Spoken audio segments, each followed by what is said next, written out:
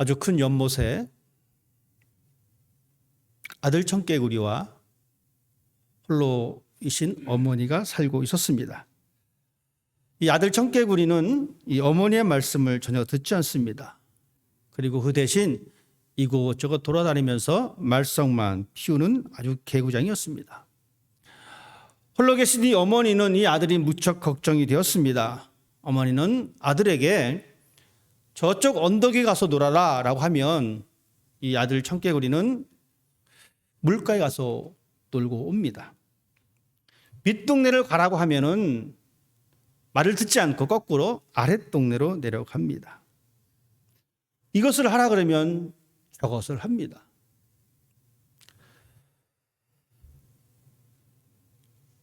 이 어머니는 걱정이 생겼습니다. 이 아들이 하나밖에 없는 이 아들이 맨날 말을 듣지 않으니까 얼마나 속이 상했겠습니까? 다른 애들 가만 보니까 말을 잘 듣는데 우리 아들만 말을 듣지 않는 겁니다. 어머니는 이 아들을 볼수록 속이 탑니다. 나오는 것은 기쁜 한숨밖에 없었습니다. 그런데도 이 아들 이 청개구리는 참 대단합니다. 그럴 때마다 말합니다. 어머니 걱정하지 마십시오. 쓸데없는 걱정입니다 라고 이야기합니다. 어머니는 이 아들에게 매일같이 야단치고 혼을 냈지만 이 아들 개구리는 전혀 어머니의 말을 들을 생각을 하지 않습니다. 그리고 자기 마음대로 행동을 합니다. 이런 시간이 오래 지속되다 보니까 이 어머니의 마음속에는 병이 생겼습니다. 시름시름 앓다가 결국 앓아눕게 되었습니다. 그럼에도 불구하고 이 아들 청개구리는 이것을 전혀 생각하지 않고 계속 말썽만 부립니다. 그래서 어머니가 불렀습니다. 아들아, 내가 가만히 생각해 보니까 내가 이제 오래 못 살 것 같아. 그러니 내가 죽거들랑 산에 묻지 말고 강가에 묻어달라고 얘기합니다. 왜냐하면 이 어머니는 이 아들이 항상 거꾸로 말을 들으니까, 그래서 강에 묻어달라고 하면 이놈이 산에 묻겠거니라고 생각을 했습니다. 며칠 후 어머니가 돌아가셨습니다.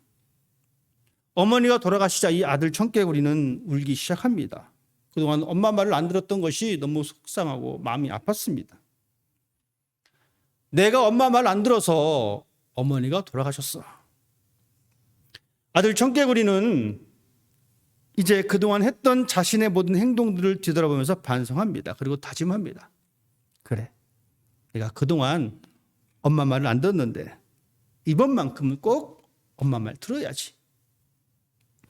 아들 청개구리는 이 어머니를 강가에다 묻었습니다. 가만히 생각해도 좋은 생각이 아닌 것 같은데 그래도 엄마의 마지막 부탁이니까 내가 이거라도 들어야지라고 하면서 강가에 엄마를 묻었습니다.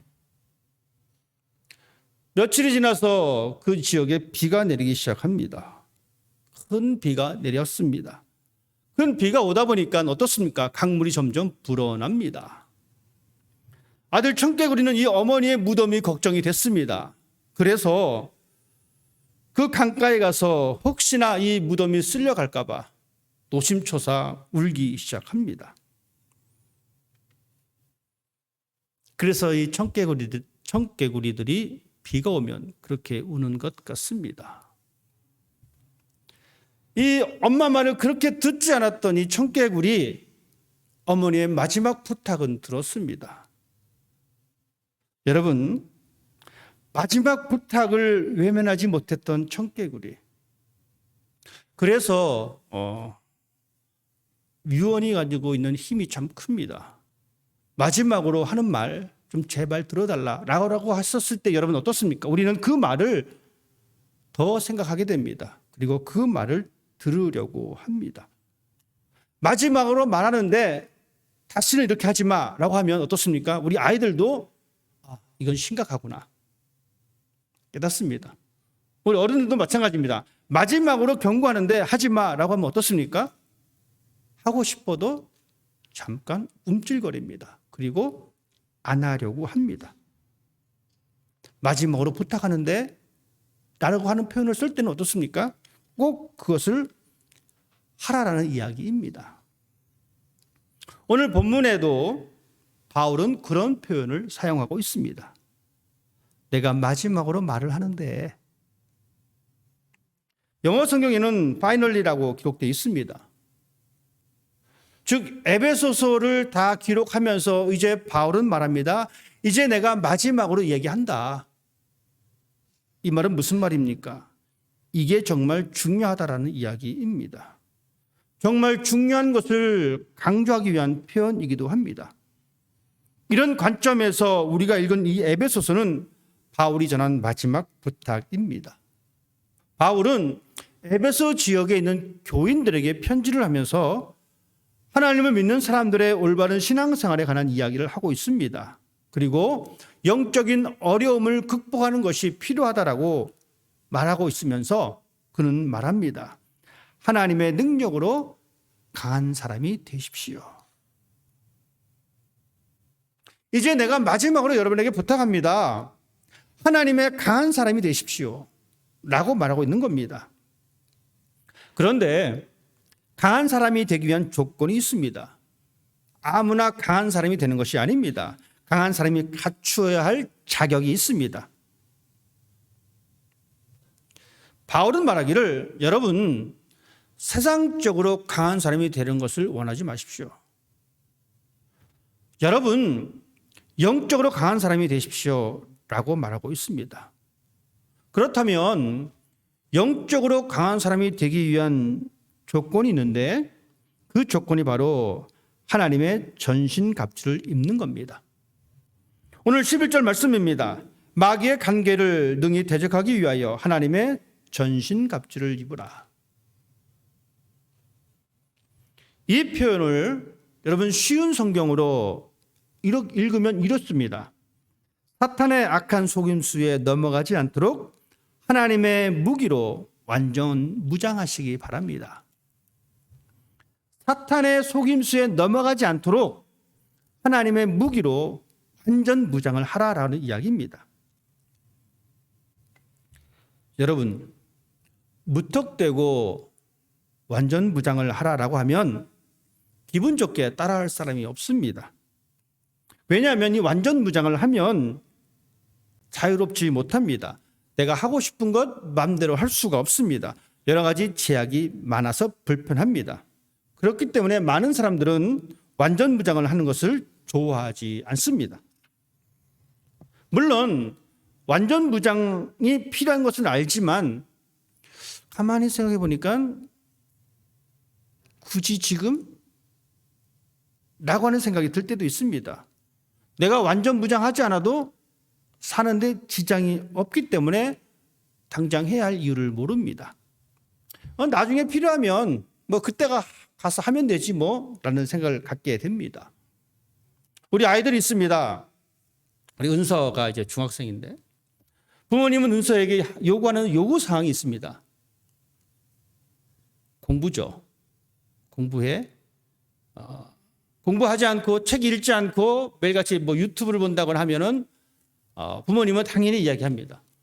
저도 우리 아이들에게 그렇게 얘기합니다.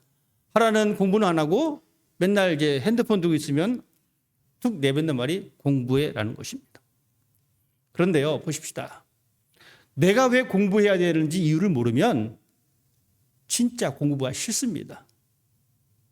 물론 그 중에는 특별한 아이들이 있습니다. 공부가 좋아서 하는 아이들도 있습니다.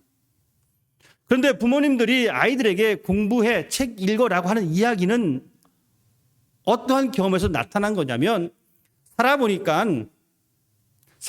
공부가 필요했었어요. 물론 그렇게 말하는 저도 그렇고 우리 부모님들도 공부를 그렇게 열심히 하지 않았습니다. 그것이 후회되니까 그렇게 얘기를 하는 거예요. 살아보니까 이 시대, 이 시점에는 공부가 필요해 라는 것을 알기 때문에 그렇습니다. 하지만 내가 지금 왜 공부해야 되는지 그 이유를 모르면 부모님이 공부하라고 말하는 그 말이 정말 싫습니다. 틈만 나면 친구들하고 놀 생각이나 하고 틈만 나면 유튜브 보고 인터넷 서치할 생각을 하지 공부를 하지 않습니다. 이유를, 목적을 모르기 때문에 그렇습니다. 그러다 보니까 완전 무장을 하십시오라고 했지만 내가 왜 먹고 사는데 전혀 지장이 없는데 내가 사는데 아무런 불편이 없는데 내가 왜 완전 무장해야 되는지라고 생각을 합니다. 그래서 하지 않습니다. 얼마 전에 올림픽이 끝났습니다. 올림픽에서 메달을 따기 위해서 수많은 사람들이 그 힘든 시간을 참아냅니다. 아침 일찍부터 시작된 훈련 하루 종일 지속합니다. 우리가 옆에서 보아도 상상할 수 없는 조차의 시간과 훈련을 하고 있습니다. 어떤 사람은 먹고 싶어도 먹을 것을 못 먹고 참아내면서 훈련을 합니다. 왜 그렇습니까? 자신의 목표가 분명히 눈앞에 있기 때문에 그렇습니다. 그 목적이 있기 때문에 힘들어도 자고 일어나면 또 달립니다. 또 묵은 것을 듭니다. 때로는 코치에게 꾸중을 들어도 다음 날이면 에이씨 안 해 하고 포기하는 것이 아니라 또 일어나서 달리고 또 달립니다. 시장대 맨 꼭대기에 올라갈 수만 있다면 내가 이 어떤 어려움도 내가 견뎌내리라 라고 하는 그 의지 때문에 그 금메달을 위해서 포기하고 싶어도 꾸중을 들어도 매일같이 똑같은 일을 반복적으로 훈련을 하는 겁니다. 그 이유를 알기 때문에. 사도 바울은 지금 우리들에게 더 강한 사람이 되라고 요청하고 있습니다. 10절, 11절 말씀 그렇습니다. 끝으로 너희가 주 안에서와 그 힘의 능력으로 강건하여지고 마귀의 간계를 능히 대적하기 위하여 하나님의 전신갑주를 입으라. 여러분, 이 말씀을 다시 한번 표현하면 이렇습니다. 우리를 속이고 있는 악한 세력들에게 넘어가지 않고 오히려 저항하는 신앙이 되기 위하여 주님의 능력 안에서 강건해지기를 바랍니다.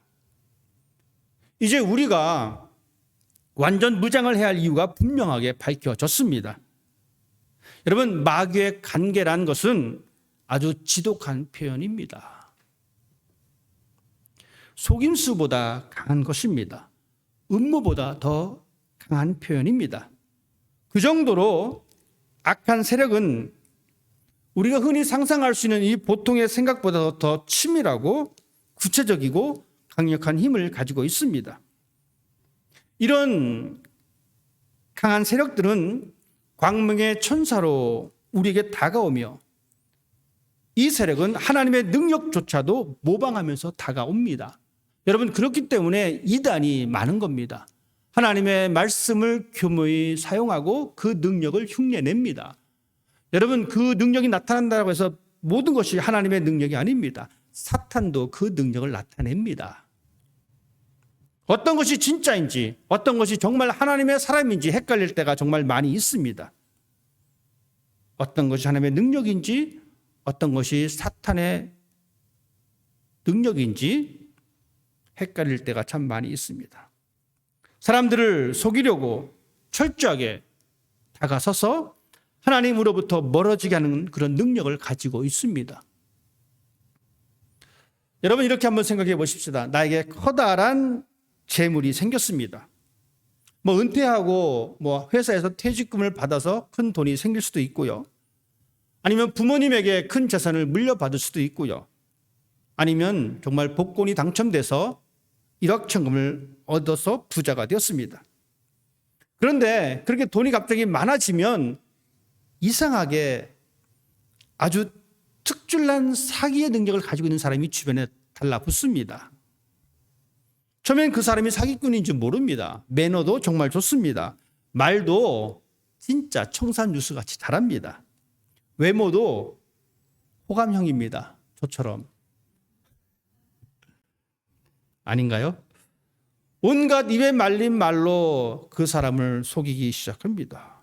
마치 자신이 아주 유명한 사람과 친한 관계가 있는 것처럼 같이 식사하는 사진도 보여주고 같이 골프 치는 사진도 보여주고 같이 여행 다닌 사진도 보여줍니다. 평소에 가만히 그 사람을 쳐다보니까 그 입고 있는 옷도 정말 고급입니다. 식사도 자동차도 가지고 있는 액세서리도 모든 것이 다 최고급으로 하고 나타납니다. 그리고 말합니다.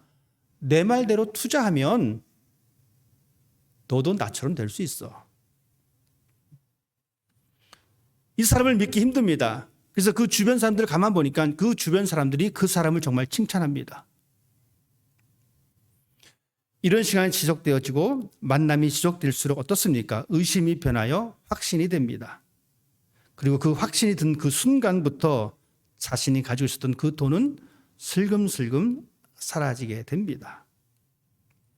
그렇게 사기를 당하는 사람을 보면서 난 절대로 당하지 않을 자신 있어 라고 말을 합니다.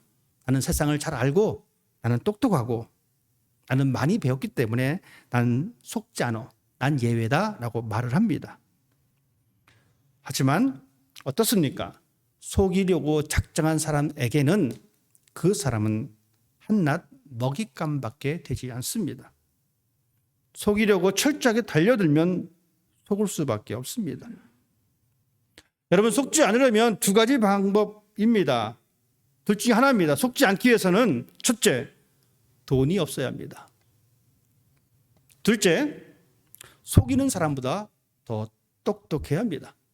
그래야지만 속지 않을 수가 있습니다. 속이는 사람의 정체는 사탄입니다. 바로 오늘 본문 11절 말씀에 이르기를 우리의 씨름은 혈과 육을 상대하는 것이 아니요 통치자들과 권세들과 어둠의 세상 주관자들과 하늘에 있는 악한 영들을 상대합니다 라고 말하고 있습니다. 결국 이 말의 핵심은 무슨 말하면 우리의 싸움의 대상은 사람이 아니라 마귀에 속한 권세랑 싸운다는 겁니다. 타락한 이 세상이 지배하는 세력과의 싸움입니다. 그렇지만 여러분, 우리는 어떻습니까? 우리 역시 살면서 싸웁니다. 그런데 우리의 싸움은 잘못된 싸움입니다. 성경은 우리의 싸움은 사탄과의 싸움이라고 분명히 말하고 있는데 우리의 싸움은 어떻습니까? 우리는 사람들하고만 싸웁니다. 사탄하고는 별로 싸울 생각이 없습니다. 사탄 말이 맞으니까 속아가지고 쏙 따라가는 거예요. 대신에 우리는 사람과 싸웁니다. 여러분, 집에서 누구랑 싸웁니까? 부부간에 싸웁니다. 부모 자식 간에 싸웁니다. 자녀들끼리 또 싸웁니다. 집에서만 싸우면 괜찮은데 여러분, 회사 나가 보십시오. 회사에서도 싸웁니다. 저 사람과 내가 경쟁 상대고 감정이 개입되고 싸움이 시작됩니다. 집이야 회사야 그렇다 쳐더라도 여러분, 교회까지 와서 싸웁니다. 우리 교회야 싸울 일이 없지만 싸움이 있는 교회들은요, 교회 와서도 싸웁니다. 즉 우리의 싸움의 대상이 사람이라는 겁니다. 이것이 잘못됐습니다. 여러분, 우리의 싸움의 대상은 사람이 아닙니다. 바울은 분명하게 말씀해 주고 있습니다. 우리의 씨름은, 우리의 싸움은 혈과 육을 상대하는 것이 아니다. 우리의 싸움은 악한 영과의 싸움이다. 우리의 싸움의 대상이 만약에 사람이라면 어찌어찌 이겨볼 수는 있습니다. 운 좋게도 상대방보다 내가 더 능력이 많으면, 내가 더 세면 이길 수가 있습니다. 하지만 우리의 싸움은 사람과의 싸움이 아닙니다. 바로 우리의 싸움의 정체는 세상의 권력자인 사탄입니다. 사탄이 지배하는 세상입니다. 여러분, 사람과 싸우지 마시고 사탄과 싸워 주십시오. 사람과 싸우려고 그렇게 애를 쓰지 마시고 사단이 지배하는 악한 문화와 싸우려고 애를 써야 합니다. 사탄은 문화를 지배합니다. 우리가 싸워야 할 것은 바로 그러한 문화입니다. 사탄이 지배하는 것 중에 하나가 바로 이 소비하는 삶입니다. 우리가 싸워야 할 문화 중에 하나가 소비 문화입니다. 물론 소비하는 것은 하나님의 축복입니다. 하나님께서 에덴 동산을 만드시고 아담과 하와에게 그곳에서 살 수 있도록, 그곳에서 생활할 수 있도록, 그곳에서 소비할 수 있도록 좋은 것들을 허락해 주셨습니다. 아름다운 열매를 아름다운 나무들을 허락해 주셨습니다. 아담과 하와는 아름다운 동산에서 즐기면서 그곳에서 나는 열매를 먹고 만족했고 하나님도 기뻐하셨습니다. 여러분, 즐기면서 먹고 사는 것이 소비입니다. 이것은 하나님의 축복입니다. 이것은 변하지 않습니다. 여러분이 먹고 사는 것 다 하나님의 축복입니다. 하나님께서 허락하신 것입니다. 하지만 사단이 조장하고 있는 이 소비 문화는 다릅니다. 우리는 살아가면서 소비하지 않으면 살 수 없는 존재입니다. 모든 생명을 가진 존재는 소비할 수밖에 없습니다. 문제는 소비가 우리의 수단이 되어야 하는데 목적이 되는 것의 문제입니다. 사탄은 이렇게 우리에게 다가옵니다. 너의 소비가 목적이 되어야 한다. 다른 사람보다 더 좋은 차를 가져야 된다고 속삭입니다. 다른 사람들보다 더 넓고 좋은 집에 살아야 된다라고 속삭입니다. 더 비싼 음식을 소비하고 더 좋은 옷을 입고 더 고급의 액세서리를 소비하라고 속삭입니다. 왜냐하면 그것이 자신을 드러내는 수단이기 때문에 그렇습니다. 그래서 이 소비 문화가 점점 발달되면 발달될수록 사람들은 작은 차를 타지 않습니다. 작은 집에 살지 않습니다. 싸구려 옷을 입지 않습니다. 물건을 구입합니다. 좀 더 많은 것을, 더 큰 것을, 더 비싼 것을, 그리고 그것을 축적하면서 스스로에게 만족을 느낍니다. 그리고 이런 생각을 합니다. 역시 돈이 나를 보여주는구나. 돈의 힘이구나. 이런 공식을 만들어냅니다.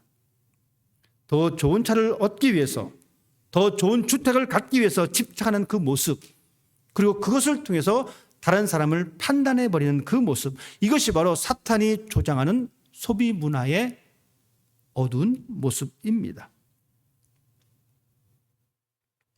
우리가 살아가는 이 신앙의 현장이 바로 그렇습니다. 소비하는 삶이 가장 고귀한 삶의 현장이라고. 자신을 위해서 시간을 투자하고 돈을 투자하고 자신을 힐링하는 것이 가장 우선이라고.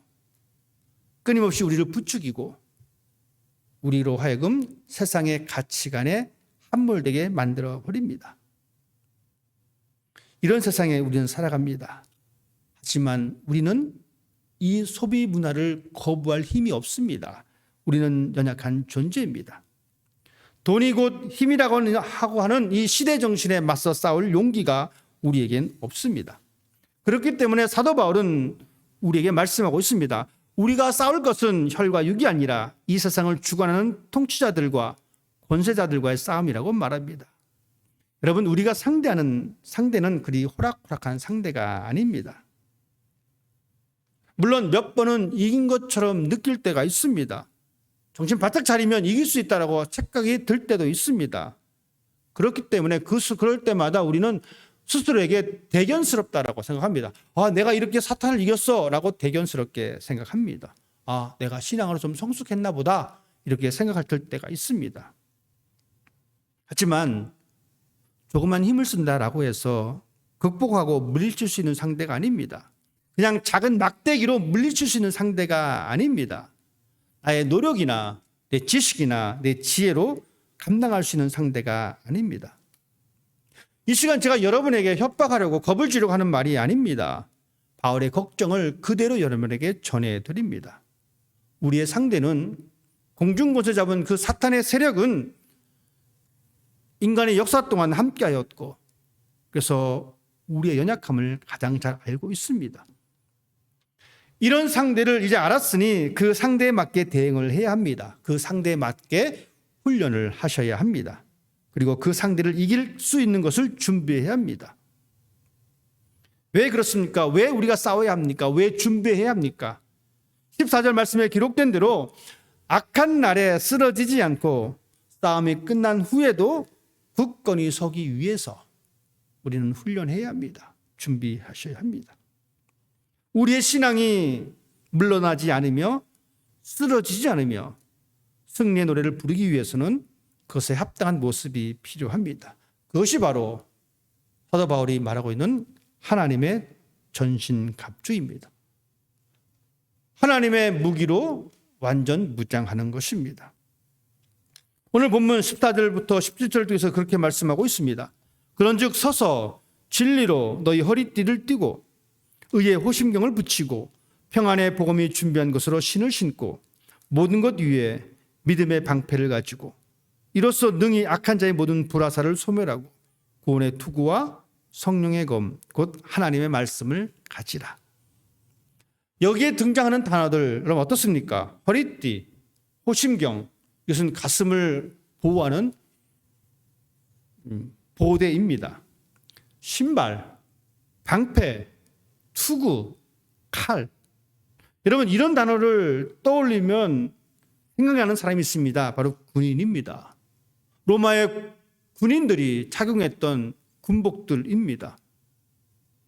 로마 시민의 입장에서 이런 사람들을 보면 얼마나 마음이 든든하겠습니까? 하지만 적들이라면 두려움의 대상이 될 수밖에 없습니다. 전쟁이 임하는 군인들이 당연히 착용해야 될 요소들입니다. 자신을 보호하고 적들을 물리칠 수 있는 도구가 필수적인 겁니다. 귀찮다고, 무겁다고, 덜 중요하다고, 나중에 필요할 때 하겠다라고 하는 그런 모든 생각은 필요 없는 생각입니다. 만약 여러분들이 전쟁에 나가는 군인이라면 이런 것들이 필요 없다라고 생각하시겠습니까? 아마도 100명이면 100명 다 중요하다라고 생각하실 것입니다. 바울은 허리띠를 이야기하고 가슴을 막아주는 흉배를 이야기하고 신발과 방패와 투구와 칼을 이야기하면서 그것을 설명하고 있는 사실에 우리는 주목할 필요가 있습니다. 왜냐하면 우리의 싸움은 혈과 육의 싸움이 아닙니다. 우리의 싸움은 사람과의 싸움이 아닙니다. 우리의 싸움은 악한 영들과의 싸움 때문입니다. 이 무기를 설명하면서 썼던 표현했던 단어는 이렇습니다. 진리, 의, 평안의 복음, 믿음, 구원, 성령입니다. 진리의 허리띠입니다. 의의 흉배입니다. 평안의 복음이 준비한 신입니다. 믿음의 방패입니다. 구원의 투구입니다. 성령의 검입니다. 우리가 갖추어야 할 신앙의 내용이기도 합니다. 하나님 앞에서 더욱 강한 모습을 갖추기 위해서, 마귀의 속임수에 넘어가지 않기 위해서, 악한 세력들에 굴복당하지 않고 당당하게 맞서기 위해서 우리에게 필요한 것이 바로 하나님의 방법입니다. 하나님이 말씀하신 도구입니다. 우리에게 합당한 완전 무장은 바로 정직과 성실입니다. 하나님의 은혜를 가슴에 품고 살아가는 그 삶의 모습입니다. 이 세상을 살면서 복음에 합당한 삶을 살아내고 기쁨의 복음을 전하는 그 모습입니다. 그리고 믿음입니다. 이 믿음은 하나님이 우리의 삶의 주인 되신다라고 하는 믿음입니다. 어떤 환경에서도 하나님은 나를 사랑하시고 인도해 주실 것을 믿는 것이 바로 이 믿음입니다. 그리고 구원의 투구입니다. 이 구원의 투구는 하나님의 승리를 상징합니다. 이런 의미에서 우리의 삶의 승리를 보장해 주시는 하나님이라고 하는 것을 우리 마음속에 간직해야 합니다. 그리고 하나님의 말씀입니다. 이것이 바로 우리가 갖추어야 할 하나님의 전신갑주입니다. 하나님의 전신갑주를 여러분 어디에 두셨습니까? 여러분 이 하나님의 전신갑주를 가지고 있으십니까? 옆 사람이 그것을 가지고 있다고 부러워하고 왜 나한테는 없냐라고 하소연하고 있지는 않으십니까?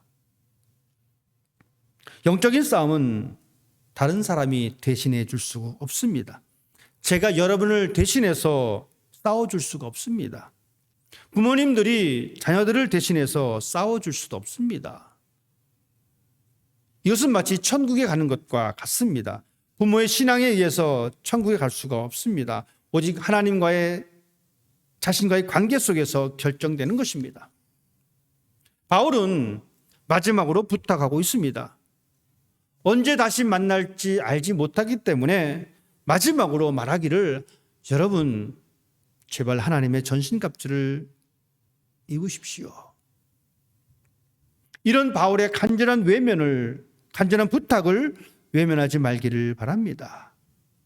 그동안 하나님의 전신갑주에 대하여 왜 입어야 되는지 그 이유를 몰랐다면 이제 우리는 그 이유를 알았습니다. 이제 그 이유를 알았다면 최선을 다해서 여러분의 전신갑주를 찾고 여러분의 것으로 만들기를 바랍니다. 그 모습은 바로 경건의 능력을 갖춘 성도의 모습입니다. 이런 사람들은 어떠한 바람에도 흔들리지 않습니다. 시냇가에 심기운 나무처럼 말씀 속에 깊이 뿌리를 내리고 열매를 맺는 사람입니다. 우리에게 필요한 것은 경건의 모양이 아닙니다. 경건의 능력입니다. 그 경건의 능력은 내가 얼마만큼 튼튼하게 하나님의 전신갑주를 입었느냐에 따라서 결정되는 것입니다.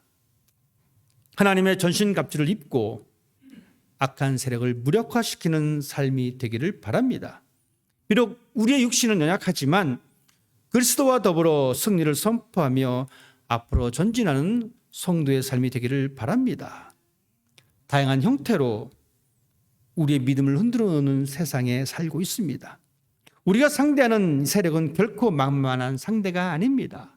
마귀의 속임수가 항상 우리 곁에 있습니다. 우리가 깨어있지 않으면 나도 모르는 사이에 넘어져 있고 악한 세상을 따라가게 되는 것입니다.